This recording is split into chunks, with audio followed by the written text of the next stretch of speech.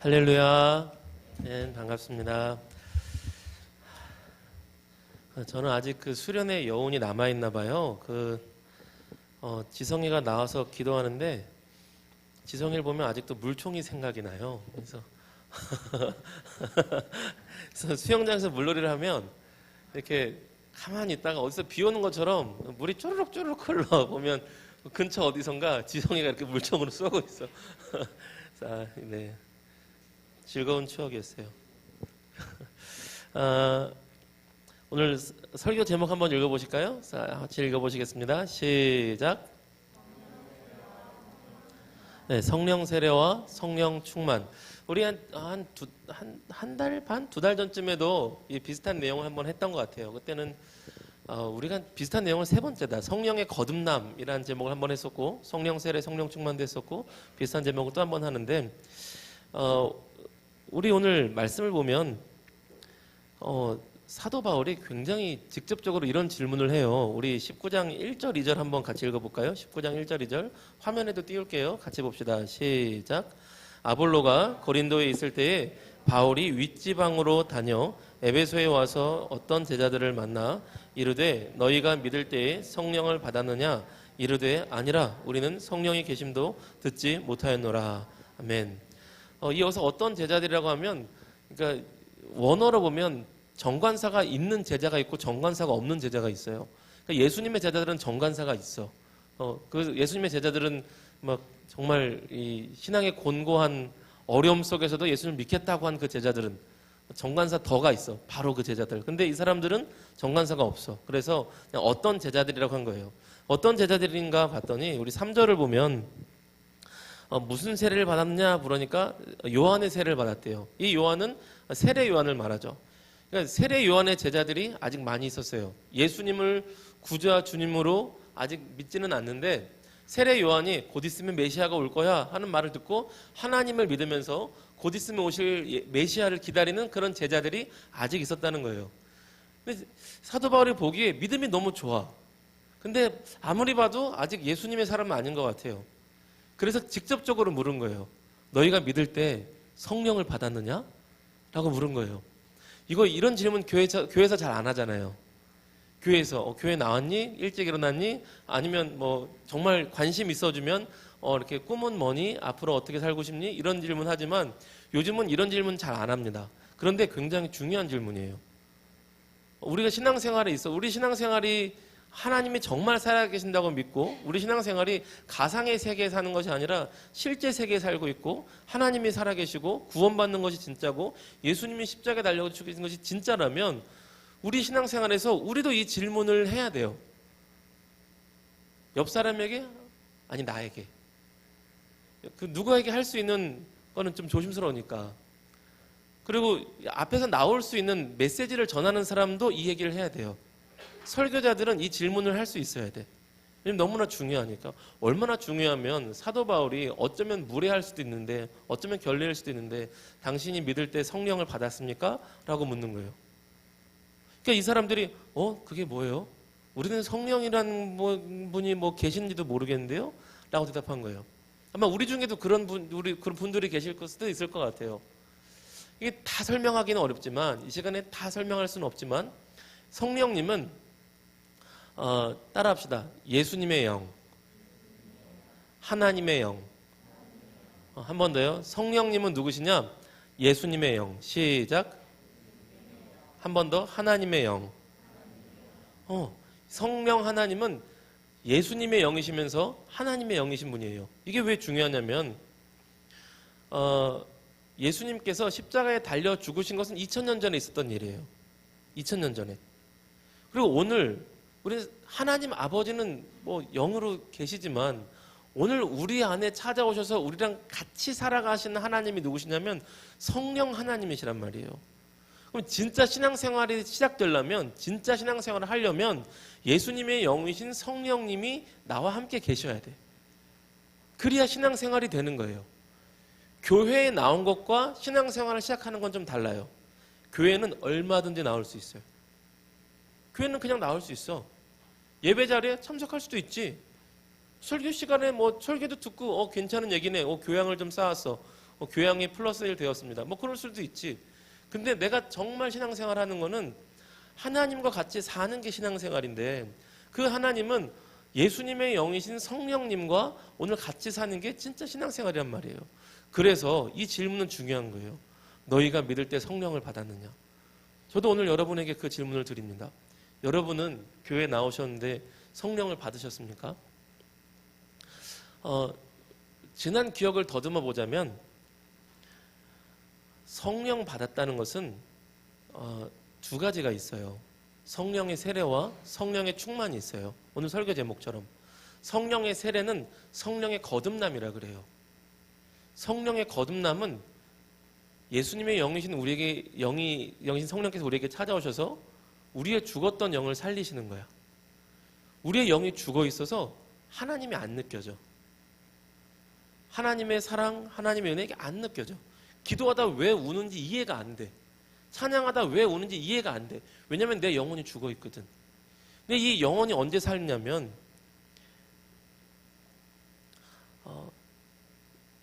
우리 생명의 달에서 했던 것처럼 하나님과 우리 사이에 죄라는 것이 막혀 있는데 이게 해결돼야 되거든요.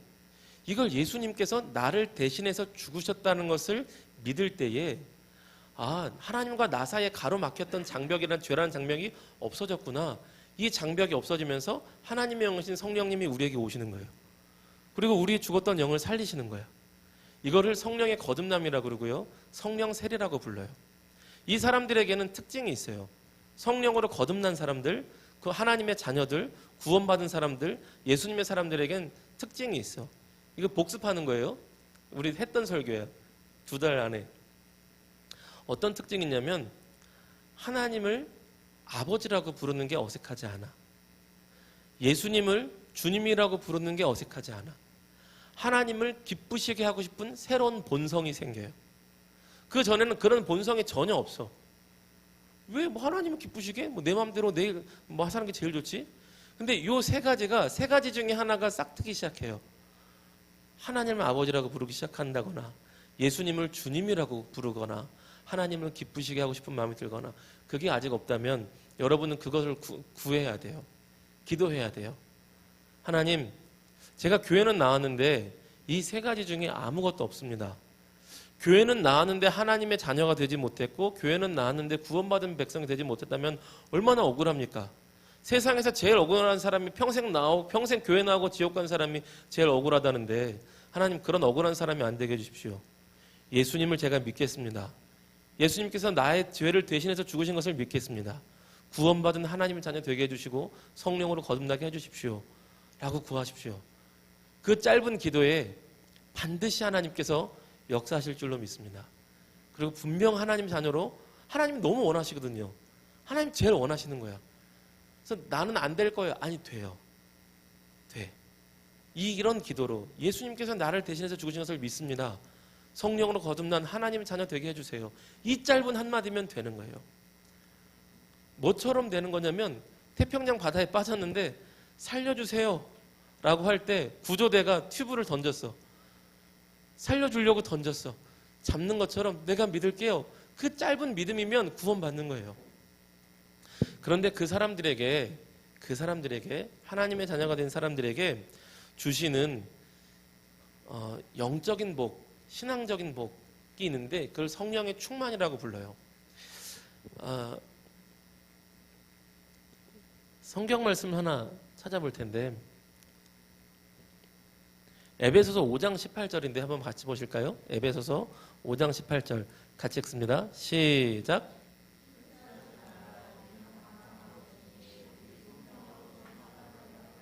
아멘. 한 번 더 읽을게요. 시작.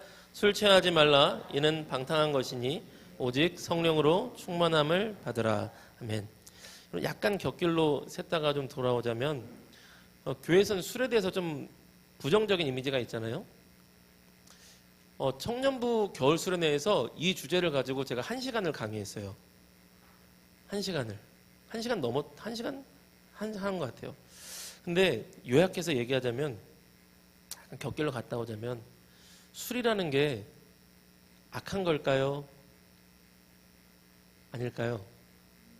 아니에요? 이거 눈치가 있는 거야.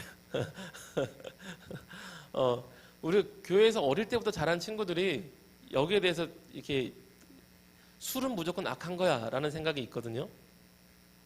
목사님 웬 불안한 발언을 하고 그러세요? 술이 악하다고 하면 위험해져요. 왜냐하면 예수님께서 만드신 첫 번째 기적이 물로 술을 만드신 거야. 물로 포도주를 만드셨어. 그래서 술 자체가 악하다 그러면 이게 위험한 발언이 돼. 근데 뭐가 악하냐면 술 자체가 악한 게 아니라 술을 취하면 우리가 죄를 짓게 만드는 거예요. 술을 요리에 쓸 수도 있어. 그렇잖아요. 술 자체가 악한 게 아니라서. 그리고 그 이스라엘 지역은 물이 제대로 없기 때문에 좋은 물로서 포도즙을 발효시켜서 보관해서 포도주를 먹을 수도 있는 거예요. 독일처럼 먹을 물이 마땅치 않아서 보리를 발효시켜서 맥주로 좋은 물로 마실 수도 있는 거죠. 그런데 취하는 것은 죄를 짓게 만들죠. 취하는 것은.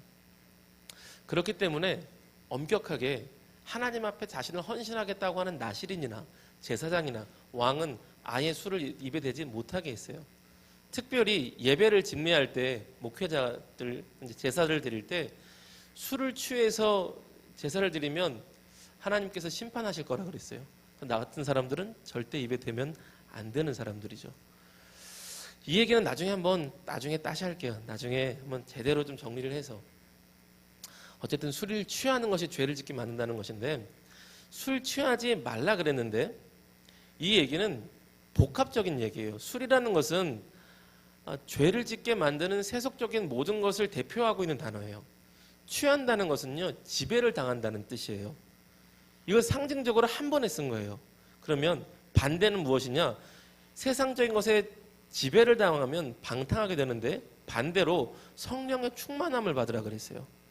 그 얘기는 너희가 다른 것에는 지배를 받지 말고 하나님의 영이신 성령님께만 지배를 받아라라는 거예요. 여러분 잘 생각해 보면요, 내가 대단한 사람일수록, 내가 존귀한 사람일수록 내 위에 따로 지배를 할 수 있는 것은 나보다 대단한 것이어야 해요. 그렇지 않아요? 여러분은 소중한 사람들이잖아. 여러분은 존귀한 하나님 백성들이잖아. 그래서 여러분을 지배할 수 있는 거는요, 여러분을 통치할 수 있는 거는요, 사실 하나님 외에는 여러분을 통제할 만한 존재가 없어요. 존재 가치가. 여러분 그렇지 않아요? 이 얘기는 그런 얘기예요. 성령의 충만을 받으라. 이렇게 살라는 얘기는 하나님께만 통제를 받고 하나님의 통치만 받고 살아라. 이런 얘기예요. 근데 이 얘기를 성령의 충만을 그럼 성령의 충만을 받으면 어떻게 사는 것인가 라고 할 때 1번은 여러분이 생각하는 것처럼 교회에서 신앙생활을 잘하는 게 맞기는 해요. 성령의 충만을 받은 사람, 하나님의 지배하에 있는 사람, 은혜가 충만한 사람, 어떤 삶이 있냐면 우리 19절 20절 한번 봅시다. 19절 20절 같이 읽어요. 시작.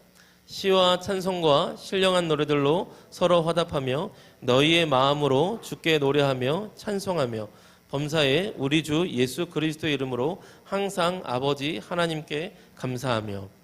성령 충만한다는 것은 먼저 하나님께 찬송하고 감사하는 거죠. 우리가 상상하는 것처럼 찬송 잘하고 하나님 예배하고 범사에 감사하고. 근데 또 있어요. 하나님께만, 성령이 충만하면 하나님께만 잘해야 된다고 생각을 해.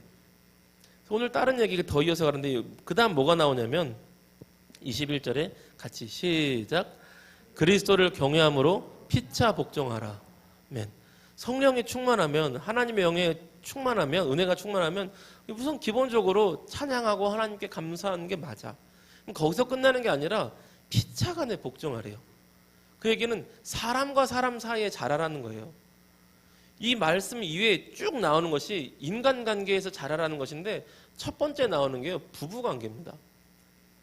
여러분 언젠가 결혼을 하겠죠? 그런데 여인네들이, 우리 자매님들이 좀 이렇게 마땅치 않을 말들이 나와요. 우리 22절, 25절, 33절 한번 읽어볼까요?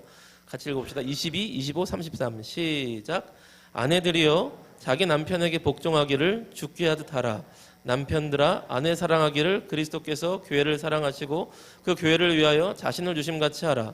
그러나 너희도 각각 자기 아내 사랑하기를 자신같이 하고 아내도 자기 남편을 존경하라. 아멘.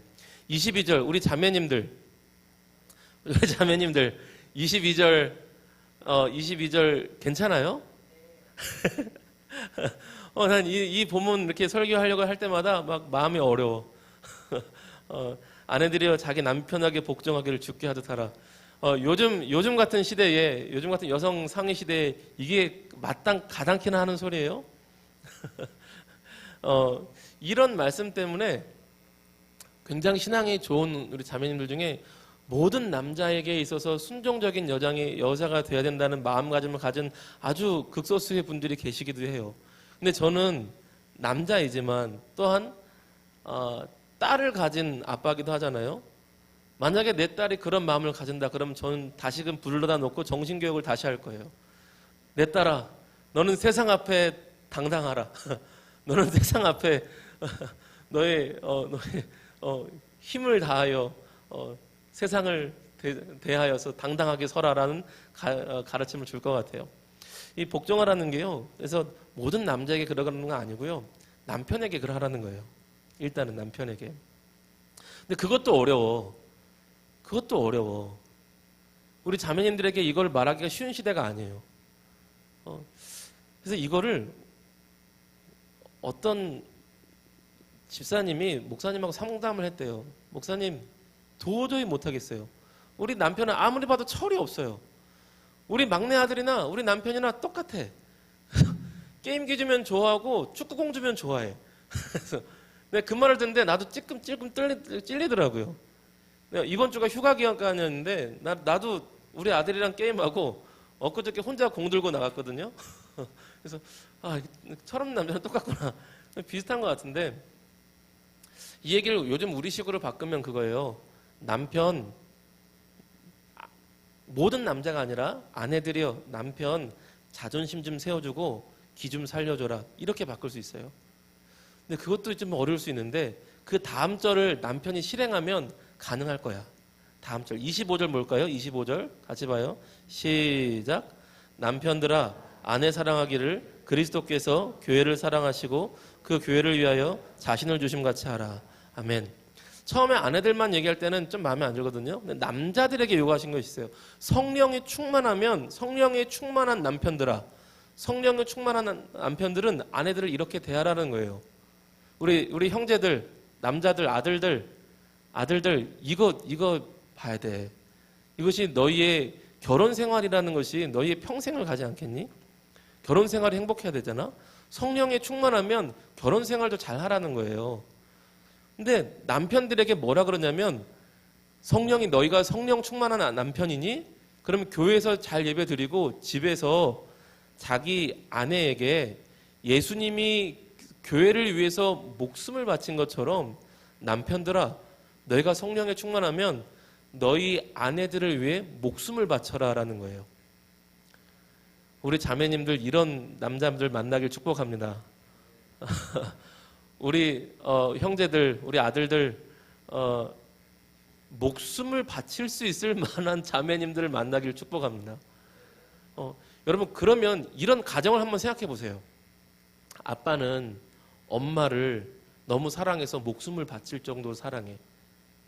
근데 그래서 엄마는 세상 앞에서는 막 암사자 같은데 아빠한테만 막 이렇게 다정다감하고 아빠를 위하고 아빠를 막 높여줘. 이런 가정이 행복할까요? 안 행복할까요? 행복하지. 남자가 잘나서가 아니라 내 남편이니까 하나님께서 맺어주신 이러면 얼마나 좋을까. 아빠는 엄마를 위해 목숨 바치고 엄마는 아빠를 떠받들어주고 자존심 세워주고 지켜 세워주고 당신이 최고야 이러주고 정말 최고겠어. 믿음으로 고백하는 거지. 그런데 그 다음도 그래요. 맞춰야겠다. 그 다음도 우리 1, 2, 3절 한번 볼까요? 1, 2, 3절 빨리 읽고 맞춰야겠다. 45분까지 맞추려고 그러는데 자꾸 말이 길어지네. 1, 2, 3절 같이 읽겠습니다. 시작. 자녀들아 주 안에서 너희 부모에게 순종하라. 이것이 옳으니라. 내 아버지와 어머니를 공경하라. 이것은 약속이 있는 첫 계명이니 이로써 내가 잘되고 땅에서 장수하리라. 아멘. 성령 충만하면 부모님 공경해라라는 거예요. 성경에 이거 하면 잘 되게 해줄게라는 약속이 없거든요. 예수님 믿으면 부자 되게 해줄게, 예수님 믿으면 건강히 오래 살게 해줄게 이런 말씀이 없어요. 예수님 믿으면 하나님 자녀 되게 해줄게, 너의 존재가 구원받게 해줄게 이런 약속이 있고, 너희의 필요를 따라 먹을 것은 공급해 줄게라는 약속이 있지. 그런데 네가 이 땅에서 잘 되고 이 땅에서 복받고 잘 되리라는 약속이 어디냐면 부모를 공경해라는 말씀이 있어요. 의외로 예배 잘 드리면 땅에서 잘 되고 복 받을 거야 라고 생각하는데, 의외로 땅에서 잘 되고 복 받을 거라는 약속은 하나님 믿으면이 아니라 부모를 공경하면에 있어요. 성령 충만하냐? 부모 공경해라 라는 거예요. 그럼 여기만 하면 또 억울할 수 있어. 이거를 악용하는 부모님들이 있더라고. 막 자기 마음대로 하는데 성경에 부모를 공경하라 그러겠잖아 이거 사 하면서 막 그래. 근데 이런 말씀도 있어요. 이것도 알고 있어야지. 우리 4절 같이 읽습니다. 시작. 또 아비들아 너희 자녀를 노엽게 하지 말고 오직 주의 교훈과 훈계로 양육하라. 아멘. 부모들아 너희가 성령 충만하냐? 너희 자녀들 억울하게 하지 말아라. 억울하게 혼내지 말아라. 이 뒤로도 이제 사람 관계되는 거 나오는데 그게 성령 충만한 삶이라는 거예요. 하나님의 백성이 사는 삶이라는 거예요. 어떤 면에서 간단하죠. 하나님 경외하고 하나님 찬양하고 가정생활에서 사람 생활에서 같이 사는 데서 은혜롭게 살고, 성령 충만하면 교회에서만 그렇게 사는 게 아니라 교회 나가면 은혜 끝이지가 아니라 성령의 충만한 모습을 제일 보여야 될 것이 어디냐면 가정이라는 거예요. 가정. 여러분이 교회 나와서 수련회 나와서 은혜 받았다면 제일 먼저 변화된 모습을 보일 것은 첫째는 예배 시간이고 둘째는 가정이라는 거예요. 축복합니다. 여러분이 예수님의 사람으로 구원받은 하나님의 사람들이 되기를 주님의 이름으로 축복합니다.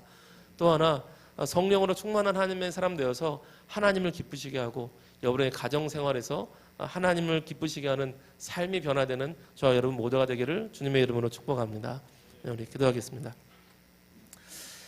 우리 기도합시다. 너희가 성령을 받았느냐? 성령의 세례 거듭남이 아직 없는 친구들이라면 하나님 나도 예수님을 믿겠습니다. 하나님의 자녀로 살 수 있도록 성령의 거듭남을, 성령의 세례를 허락해 주십시오.